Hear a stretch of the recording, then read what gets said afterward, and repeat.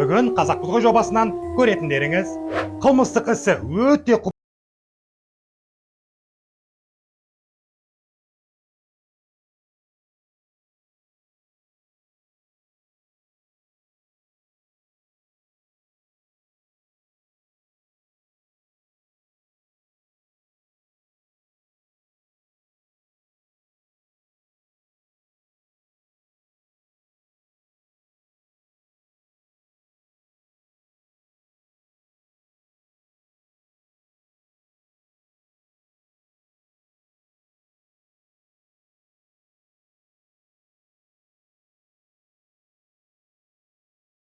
Қайтып қорғалуым керек, соны айтыңызшы маған.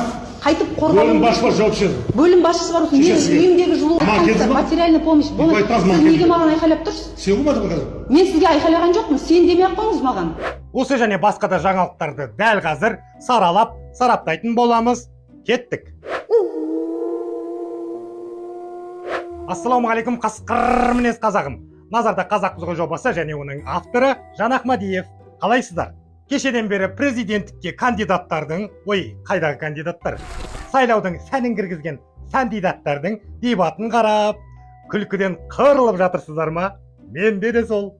Қазір бәрін айырып тұрып айтып беремін. Тек арнаға жазылып, подписка жасап, қасында тұрған қоңырауды басып қойыңыздар, пікір де жазыңыздар, лүпіл де басыңыздар, бұл өте маңызды. Сонда ғана Қазақпыз ғой жобасын көбірек қазақ көретін болады. Келістік пе? Рахмет, Алла разы болсын. Сақалы жоқ мұрты бар, көзінде құрты бар, ұйғыр деген жұрты бар. Кәрім Мәсімовтің ісі сотқа өтті деп жатыр. Не берілді, қалай берілді, кімнен берілді? Мұны білу біз үшін асыл арман мен сасып кеткен қиял сияқты. Себебі Мәсімовтің ісі өте құпия түрде қаралуда. Аттың сыры иесіне мәлім, қыздың сыры төркініне мәлім демекші. Әйтеуір Кәрім деген күшіктің құпияларын тек иелері ғана біледі. Әлде Мәсімов бостандықта жүрме? Кім білсін? Біздің Қазақстанда бәрі мүмкін, таң қалатын ештеңе қалмады ғой. Алло. Добрый вечер. Добрый вечер. Как дела? Все отлично, спасибо. Не устал отдыхать? Он сам, Нет. видимо, хочет возглавить там. Ну да, вот в Да. этом есть, да. Ну, как он сам? Может, не может, не знаю. Не пришлось бы потом через какое-то время с ним потом разбираться. Ты как-то разберись с этим. Хорошо. Поставь все точки над «и». Бостандықта жүр деп отырғаным, күні кеше Венгрияның премьер-министрі Виктор Орбан, ұлттық қауіпсіздік комитетінің бұрынғы төрағасы Кәрім Мәсімов пен оның отбасы мүшелерінде Венгрияның азаматтығы бар екенін мәлімдеді. Ал не дейсіздер? Біз мына жақта тісімізді қайрап, Кәрім қашан сотталады деп жатқанда, бұл ағамыз Будапешттің жағасында кәріжілігін жылытып жатуы мүмкін. Епти алмайттар. Кәрім Мәсімов былай тұрсын.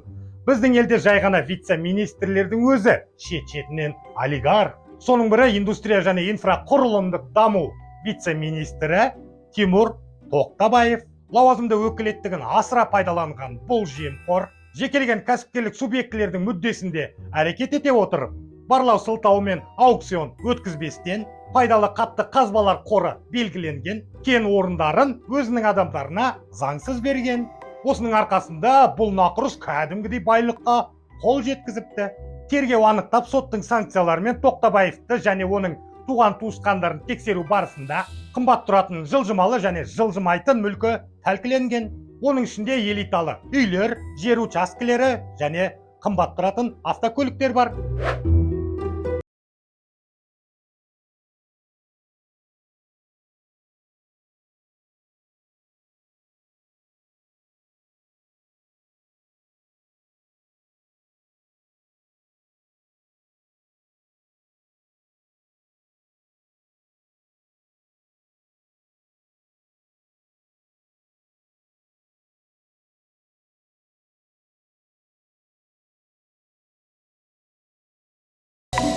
Ал енді жаңағы бұғатталған қымбат көліктердің бағасын айтайын сіздерге. Cadillac Escalade құны 117 миллион теңге. Mercedes-Benz Maybach S580 көлігі құны 145 миллион теңге. Және 2 BMW X5 автокөлігі әрқайсының құны 115 миллион теңгеден және құны 170 миллион теңгені құрайтын Bentley Bentayga V8 автокөлігі. Сұмдық қой мынау. Тек осы көліктердің ғана жалпы құнын есептейтін болсақ, барлығы 662 миллион теңгені құрайды екен. Құдай-ау, бұл ақшаға 66 қазақ отбасының тұрғын үй мәселесін шешіп тастауға болады ғой. Қарғысатқырлар ай. Асағандарың ауыздарыңды тіліп, кеңірдектеріңді жырып кетсін деп тілеймін. Ойлаңыздаршы, біздің елде осы нақұрыс сияқты қаншама вице-министр бар. Бәрін қосып есептесем, ашудың қылқынып өліп қалатын шығармын. Мал ғой бәрі. Қой, мал деп қоямын. Бұларға қарағанда мал да өзінің тойғанын біледі. Айтпақшы, Тимур Тоқтабаев деген бұл пенде жұмыстан 3 жыл бұрын кетіп қалыпты. Біз әйтеуір қылмыс жасаған барлық шенеуніктер автоматты түрде жұмыстан шығып кеткен болып саналады ғой. Не дейміз? Әдеттегідей ештеңе демейміз. Соның кесірінен бәріміз кедейміз. Бағдат Мусин айтпақшы, таких прям, в смысле, проблем, прям, в смысле... Жалпы бізде шенеуніктер шет-шетінен шіренген. Қорқады олар жалғыз ғана бастық деген біреуден. Қара қазақ мұңын айтып тоқылдатса есігін, балағаттап боқтау айтып себепсізден тірелген. Өтірік емес қой, біздің елде шенеунікпен жолығу, Анджелина Джолимен жолығудан да қиын ғой құрысын. Қашан сұрасаң, үнемі жиналыста бәрі.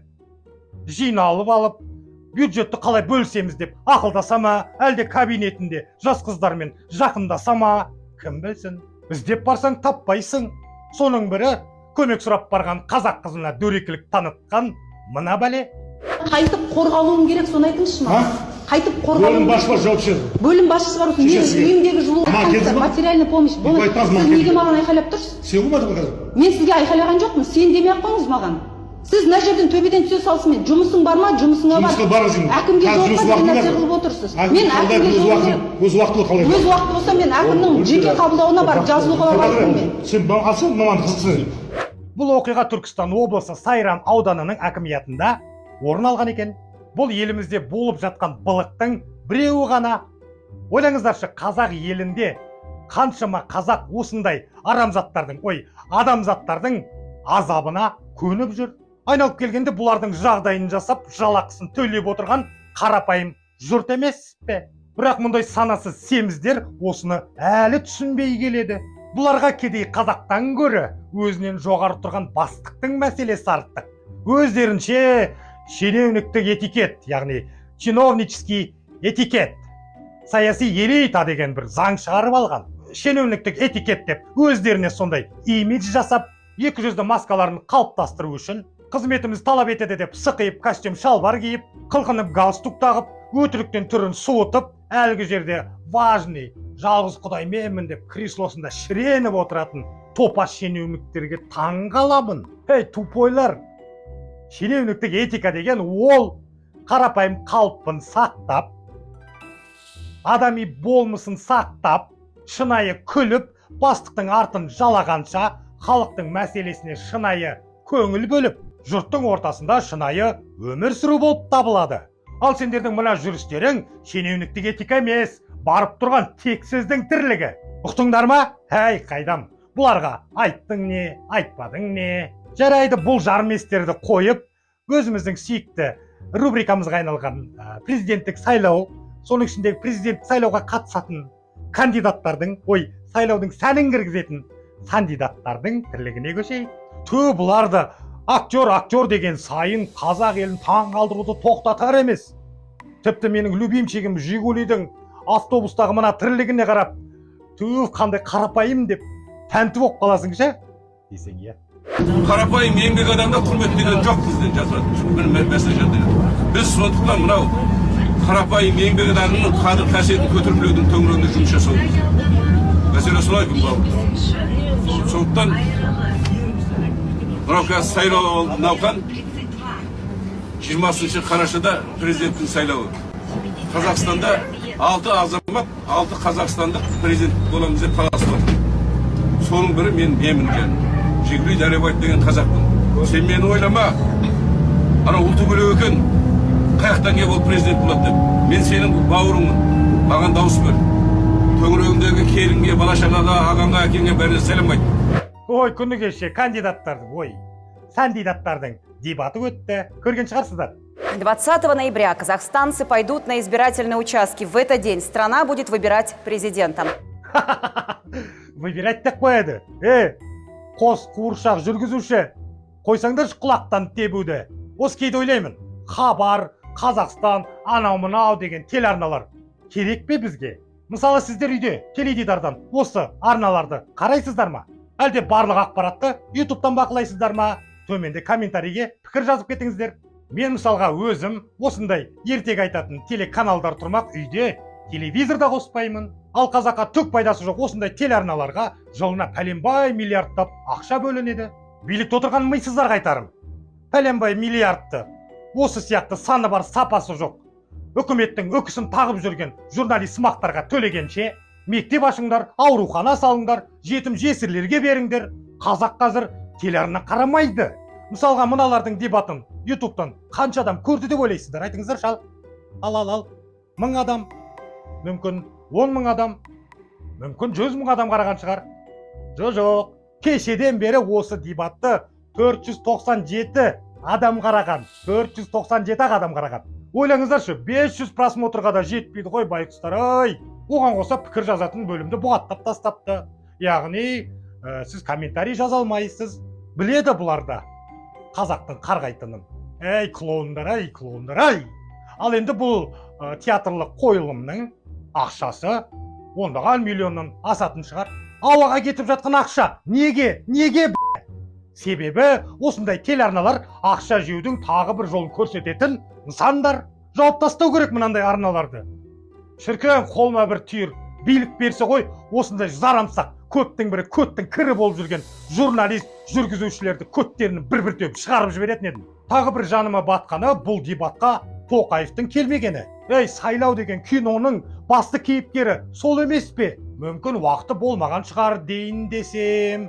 Дебатты кез келген күнге белгілеуге болады ғой. Бірақ әрине, мұндай дебат ол кісінің деңгейі емес. Десе де қазаққа деген құрметі болса, қатысатын еді деп ойлаймын. Оған қоса жаныма батқаны Тоқаев неге қазақ тілінен емтихан тапсырмады? Бұл талап кәдімгідей конституцияда жазылған ғой. Неге десеңіздер, емтиханнан құлап қаламын деп уайымдаған шығар. Құлап та қалатын еді ғой. Бәріміз біліп отырмыз ғой, оны біліп отырмыз. Міне осындай әділетсіздік деңгейін еліміздің бұлыңғыр болашағына сеніңкіремеймін. Бүгін айтарым осы қасқыр мінез қазағым. Егерде біздің жасап жатқан дүниеміз көңілдеріңізден шығып жатса, арнаға жазылып, подписка жасап, қасында тұрған қоңырауды басып қойыңыздар, лүпіл де басыңыздар, пікір де жазыңыздар, бұл өте маңызды. Осы арқылы аш ақиқатты көбірек қазақ көретін болады.